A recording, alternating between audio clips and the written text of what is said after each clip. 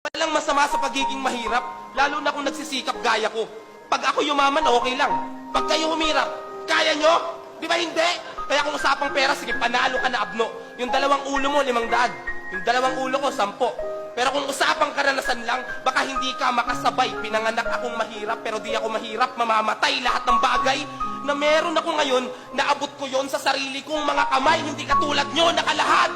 Palamunin, palibasa, panay karangyaan lamang ang tinamo. Sinabi ko na yung kahinaan ko at wala nang rason para itanggi pa to. Hindi ako natatakot kahit ano pang panlalait ang iba to. Dahil totoong tao ako at hindi ko kinahihiyang mahirap lang din ako.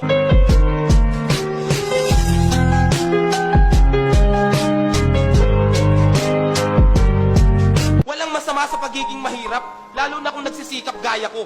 Pag ako yumaman, okay lang. Pag kayo humirap, kaya nyo? Di ba hindi? Kaya kung usapang